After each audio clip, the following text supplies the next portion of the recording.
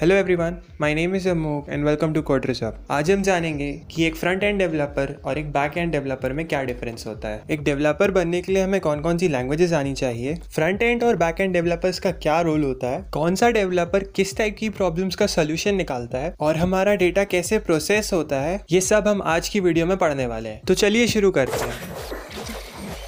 Difference समझने से पहले ये जान लेते हैं कि डेवलपर्स कितने टाइप के होते हैं। तो डेवलपर्स बेसिकली 3 कैटेगरी में डिवाइड किए गए हैं: front end developer, back end developer और full stack developer. Front end developer वो होते हैं जो एक यूज़र फ्रेंडली वेब पेज को क्रिएट करते हैं। इन वेब पेजेस का काम होता है कि ये यूज़र बेस्ड प्रॉब्लम्स को क्रिएटिवली सॉल्व कर सकें।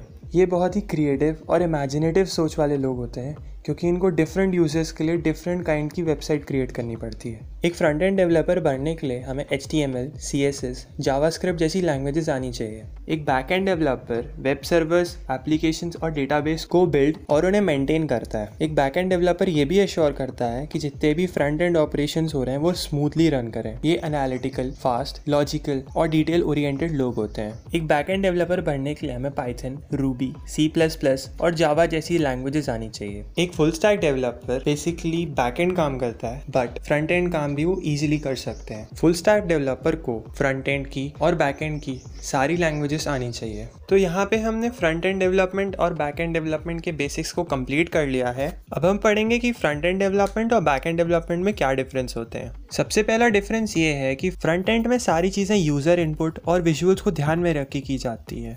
जैसे कि जो भी चीज़ हमें वेब पेज पे डिस्प्ले हो रहा होता है या हम किसी भी वेबसाइट पे कोई भी क्लिक करते हैं, ये सारी चीज़ें फ्रंट एंड के अंदर आती हैं। और वहीं अगर हम बात करें बैक एंड की, तो वो सारी चीज़ें वेब सर्वर्स और डेटाबेस कनेक्शंस और जितने भी रिक्वेस्ट्स होती हैं फ्रंट एंड सिस्टम की तरफ से, उनको रिप्लाई करने का सारा काम बैक एंड के अंदर आता है।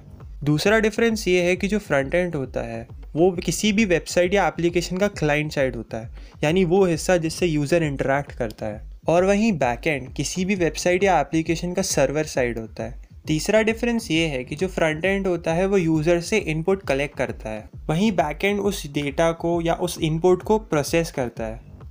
चौथा डिफरेंस ये है कि जो फ्रंट एंड होता है वो ग्राफिकल यूज़र इंटरफेस होता है, जिसकी वजह से एक यूज़र डिफरेंट तरह की सर्विसेज वेब एक्सपीरियंस करता है। वहीं दूसरी तरह अगर हम बात करें बैक एंड की, तो वो किसी भी वेबसाइट का ब्रेन बोला जा सकता है, जिसकी वजह से सारी चीज़ें फ्लुएंटली और एफिशिएंटली वर्क करती हैं। अगर हम बात करें सैलरी की, तो एक फ्रंट एंड डेवलपर की ईयरली इनकम $108,000 के अराउंड होती है और वहीं एक बैक एंड डेवलपर की सैलरी $125,000 के अराउंड होती है।